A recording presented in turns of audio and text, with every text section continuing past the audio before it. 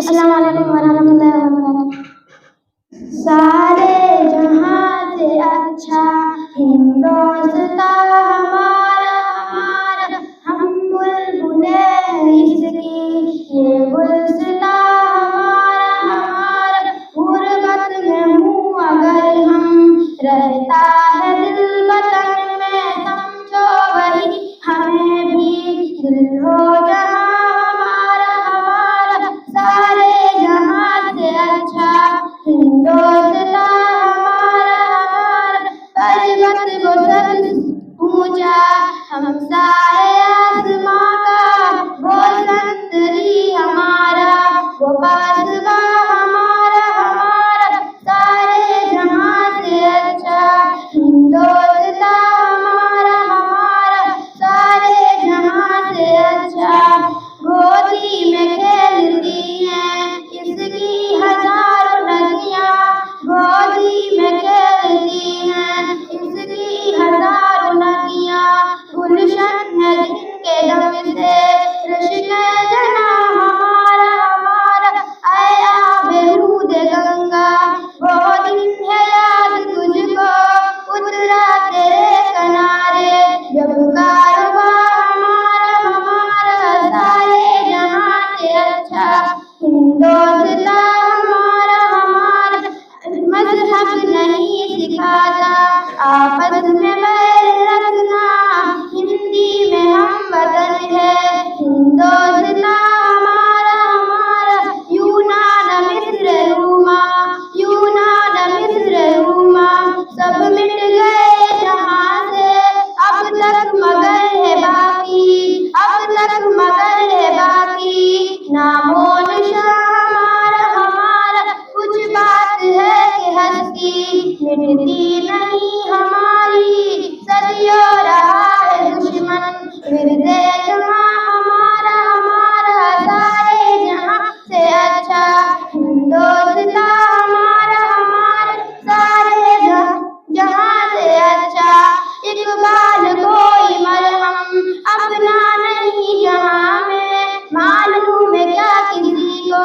پھر دل ہاں ہمارا ہمارا، سارے جہاں سے اچھا ہندوستان ہمارا ہمارا۔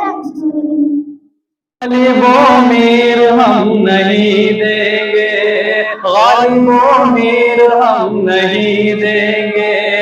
اپنی جاگیر ہم نہیں دیں گے،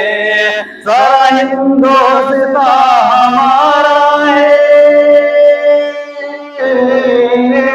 سارا ہندوستان ہمارا ہے، تم کو کشمیر ہم نہیں دیں گے، تم کو کشمیر ہم نہیں دیں گے۔ اب غریبوں کی سال بولے گا، اب غریبوں کی سال بولے گا، دیش کا ہر جوان بولے گا، ظالموں چھوڑ دو سیاست اب، ظالموں چھوڑ دو سیاست اب، پورا ہندوستان بولے گا، پورا ہندوستان بولے گا۔ السلام علیکم ورحمۃ اللہ وبرکاتہ۔ تمنا حسرت طلب ارمان بھارت، تمنا حسرت طلب ارمان بھارت، ہمارا دل ہے بھارت، ہماری جان ہے بھارت، کوئی بھی دیش اس کی عظمتوں کو چھو نہیں سکتا، کوئی بھی دیش اس کی عظمتوں کو چھو نہیں سکتا، قسم اللہ کی کچھ سے قدر ذیشان ہے بھارت، جسے اقبال غالب میرے سینے سے لگاتے تھے، جسے اقبال غالب میرے سینے سے لگاتے تھے، وہی تہذیب کا گہوارہ ہندوستان ہے بھارت۔ ہم دین نبی کے طالب ہیں، ہم فرقہ پرستی کیا جانے، ہم دین نبی کے طالب ہیں، ہم فرقہ پرستی کیا جانے، ہم دین نبی کے طالب ہیں، ہم فرقہ پرستی کیا جانے، ہم فرقہ پرستی کیا جانے، ہم لوگ مدارس والے ہیں، ہم دہشت گردی کیا جانے، ہم لوگ مدارس والے ہیں، ہم دہشت گردی کیا جانے، الزام لگاتی ہے دنیا، ہم لوگوں پہ دہشت گردی کا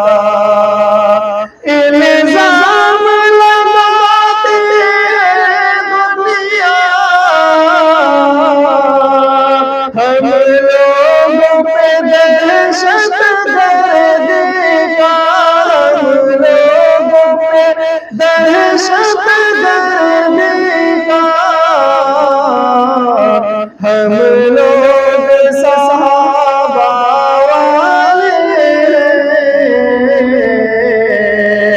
بم خنجر گولی کیا جانے، ہم دین نبی کے طالب ہیں، ہم فرقہ پرستی کیا جانے، جو چاند پہ جا کر لوٹ آیا، اتنی سی ادا پر اترایا، جو چاند پہ جا کر لوٹ آیا، اتنی سی ادا پر اترایا، اتنی سی ادا پر اترایا، وہ عرش مولا قرب خدا، سدرا کی بلندی کیا جانے، ہم دین نبی کے طالب ہیں، ہم فرقہ پرستی کیا جانے، ہم لوگ مدارس والے ہیں، ہم دہشت گردی کیا جانے۔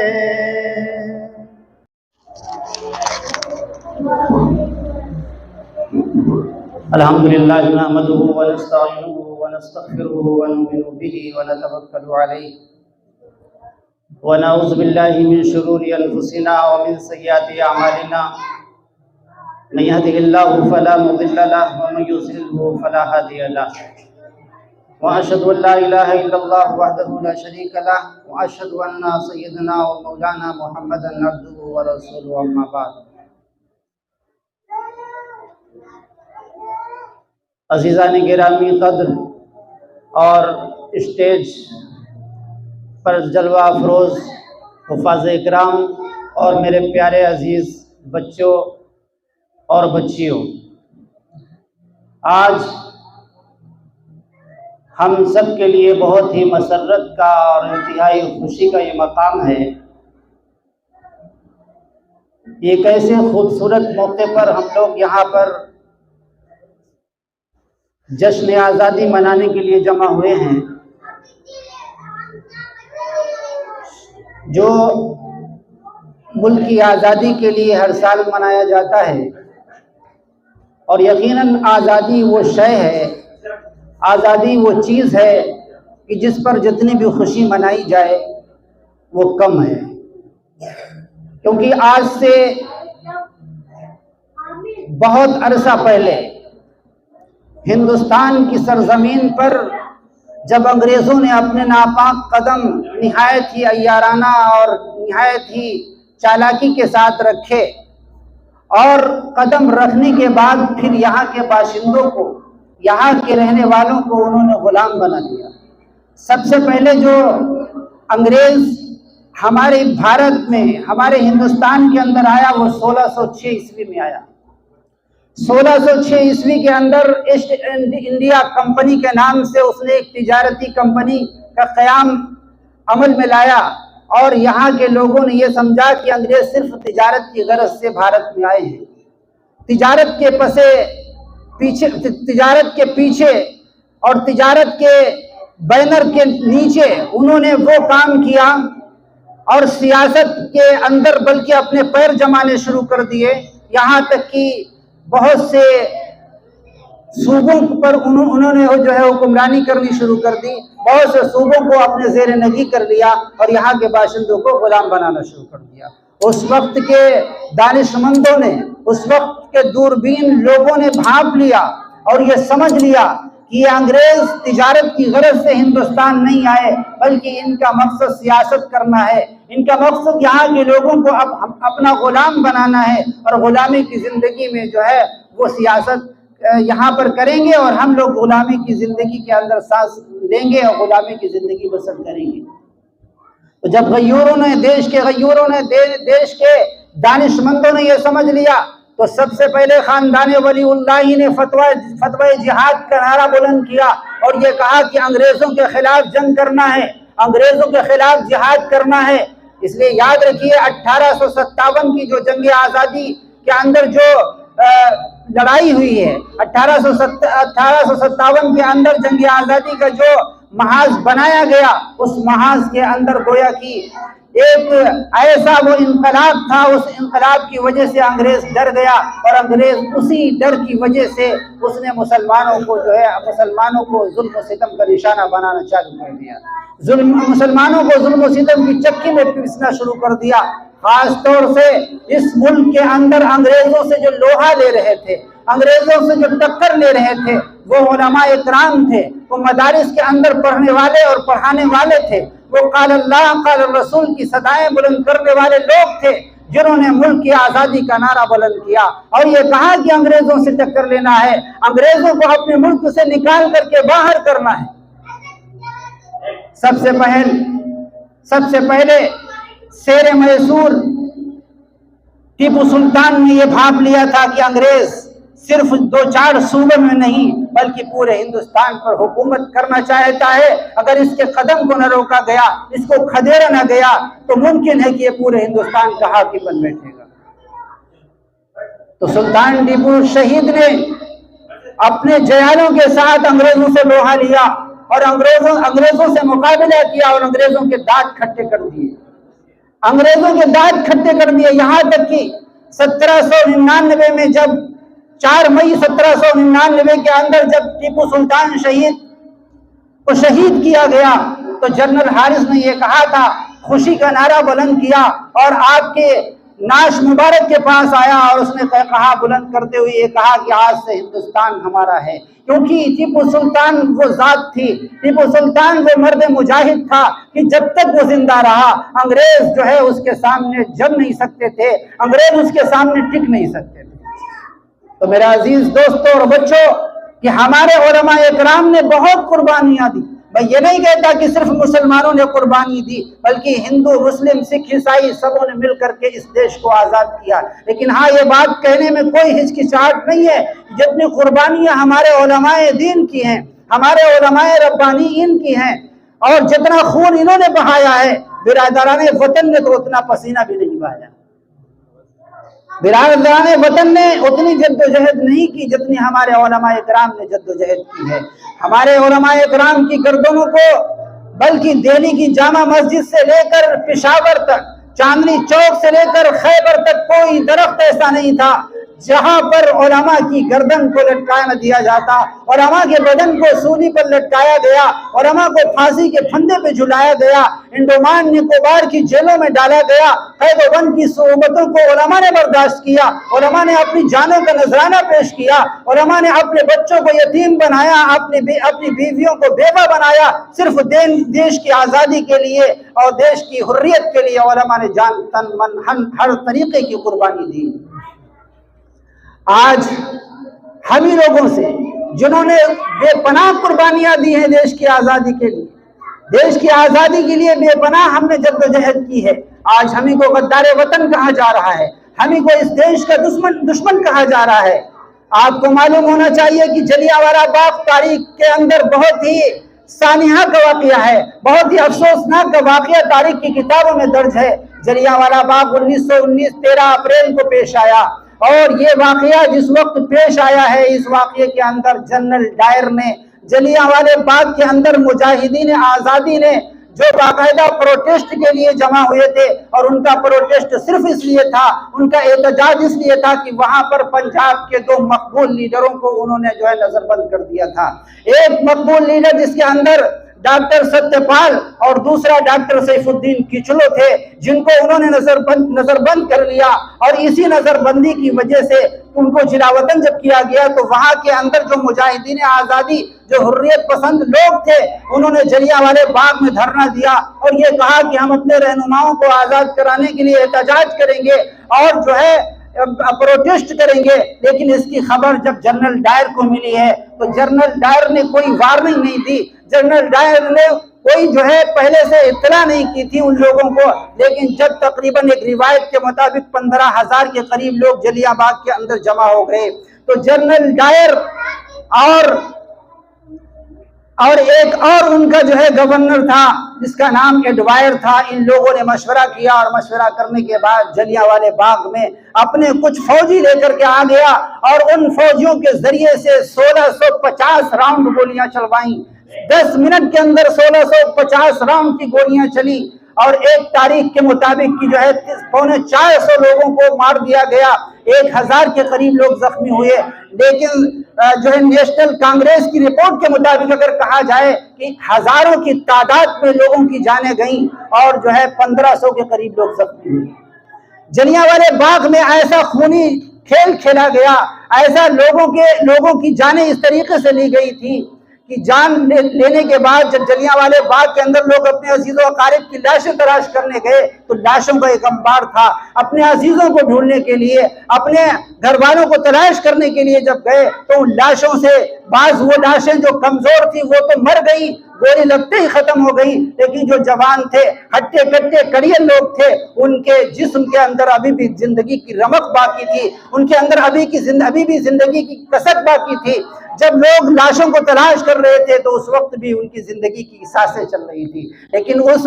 خونی کھیل کے اندر کون ان کی زندگی کو دیکھتا، کون ان کی زندگی کا سہارا بنتا؟ سب کو اپنی جانوں کے لالے پڑے تھے. لیکن ایسے حال میں بھی دیش کی آزادی کے لیے ہمارے ان مسلمانوں نے، ہمارے ان اسلاف نے قربانیاں دی، اور انہوں نے اپنی جان کی پرواہ نہیں کی. اس سے قبل کہ جس دن جلیانوالے باغ کے اندر حملہ کیا گیا، اس سے پہلے مسٹر ڈائر نے اور ان کو بلایا. خان جو ہے ایک باچا خان تھے، وہاں پر سرحدی پٹھان تھے، ان کا نام تھا خان احمد جان خان. ان کو بلایا گیا، وہ اس وقت کا ایس پی تھا، اور ان سے یہ کہا گیا کہ تم کو جو جلیانوالے باغ کے اندر جو لوگ ہیں ان پر گولی چلانا ہے، ان کو مارنا ہے۔ اس نے کہا کہ میں برطانیہ کے اندر ایس پی تو ضرور ہوں، برطانیہ کی سرکار میں، انگریزوں کی سرکار میں ایس پی تو ضرور ہوں، عہدے پر ہوں، لیکن میں پٹھان ہوں، لیکن میں خان ہوں۔ میں اپنے لوگوں پر، نہتہ لوگوں پر گولی نہیں چلا سکتا، اس لیے کہ یہ لوگ ہمارے مقابل میں نہیں ہیں، یہ لوگ معصوم ہیں، یہ لوگ ہیزیٹیشن کے لیے، پروٹیسٹ کے لیے جمع ہوئے ہیں، کوئی بھی احتجاج نہیں ہے، لہٰذا میں گولی نہیں چلا سکتا۔ نتیجہ یہ ہوا، جنرل ڈائر نے کہا کہ آپ اپنی پیٹی اتار دیجئے، آپ اپنا استعفیٰ دے دیجئے۔ تو خان احمد جان نے اپنی پیٹی اتار دی اور کہا کہ ہمیں استعفیٰ دینا منظور ہے لیکن گولیاں نہیں چلائیں گے۔ تو یہ ہیں ہمارے اسلاف کی قربانیاں، یہ ہیں ہمارے اکابر کی قربانیاں۔ لیکن کسی شاعر نے کہا کہ جب گلستان کو خون کی ضرورت پڑی، سب سے پہلے ہماری ہی گردن کٹی، پھر بھی کہتے ہیں ہم سے یہ اہل چمن، یہ چمن ہے ہمارا تمہارا نہیں۔ میرے عزیز دوست اور بزرگوں، ہمارے اسلاف نے بے پناہ قربانیاں دی ہیں، انہی قربانیوں کے نتیجے میں ملک آزاد ہوا ہے۔ لیکن آزاد ملک کے اندر ابھی بھی پورے طور پر ہمیں آزادی حاصل نہیں ہے، ابھی بھی ہمیں بولنے کی آزادی نہیں ہے، ابھی بھی ہمیں اپنی عبادت کو انجام دینے کی آزادی نہیں ہے، اپنی آواز کو اٹھانے کی آزادی نہیں ہے، اپنا حق مانگنے کی آزادی نہیں ہے۔ آزادی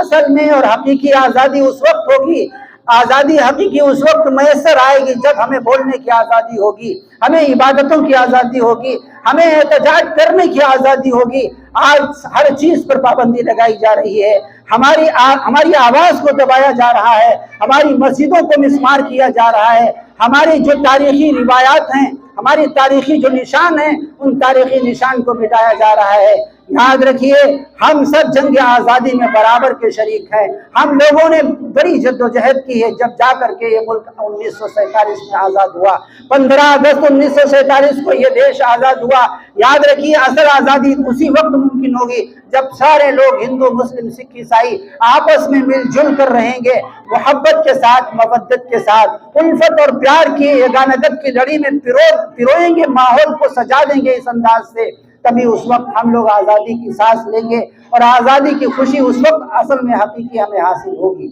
میرے عزیز دوستوں بزرگوں، یہ جشن آزادی منانے کے لیے جو ہم لوگ جمع ہوئے ہیں، آج کے اس پروگرام سے میں یہی آواز دینا چاہتا ہوں، اگر میری آواز جہاں تک بھی جائے، کہ آج ہمارے ملک کے اندر اصل میں آزادی اس وقت حاصل ہوگی جب امن و امان کا ماحول قائم ہوگا، شانتی کا ماحول قائم ہوگا، اور آپس کے اندر جو لوگ نفرت کے پجاری ہیں، جو نفرت کا بیج بو رہے ہیں، ان نفرتی لوگوں کو ہمیں جو ہے سبق سکھانا ہوگا، پیار کا، محبت کا، مودت کا سبق پڑھانا ہوگا، اور ہم سب لوگ ایک آواز میں آواز ملا کر اس دیش کی ترقی کے لیے، اس دیش کے عروج کے لیے محنت کریں گے، اور جو بھی اس دیش کی طرف آنکھ اٹھائے گا، اس دیش کی طرف جو ہے نظریں بد ڈالے گا، تو ہم اس کی نظروں کو نکال کے باہر کر دیں گے۔ جو اس ملک کی طرف ہاتھ اٹھائے گا، ناپاک ہاتھ اٹھائے گا، ہم ان ناپاک ہاتھوں کو قلم کر کے رکھ دیں گے۔ یاد رکھیے، ہم یہ دیش ہمارا ہے، اور ہم اس دیش کے محب ہیں، اور دیش سے محبت کرنا ہمارے ایمان کا جز ہے۔ ہمارے آقا نے یہ سکھایا کہ تم جس دیش میں رہو، جس ملک میں رہو، اس ملک کے وفادار بن کے رہو۔ ہم اہل ایمان ہیں، ہم نبی کا کلمہ پڑھنے والے لوگ ہیں، ہم اپنے ملک سے وفاداری کا دم بھرتے ہیں۔ اور یاد رکھیے، وہ مسلمان جو اپنے ملک سے وفاداری کا دم نہیں بھرتا، تو وہ آقا کا سچا پیروکار نہیں ہے، وہ آقا کا سچا ماننے والا نہیں ہے۔ اور ہم سب آقا کے سچے ماننے والے ہیں، آقا سے محبت کرنے والے ہیں۔ انشاءاللہ مرتے دم تک اس دیش سے محبت کرتے رہیں گے، اور جو ہے اس دیش کی محبت کا سبق دیتے رہیں گے۔ میں چند انہی باتوں پہ اپنی بات کو ختم کرتا ہوں۔ وآخر دعوانا الحمدللہ رب العالمین۔ السلام علیکم ورحمۃ اللہ وبرکاتہ۔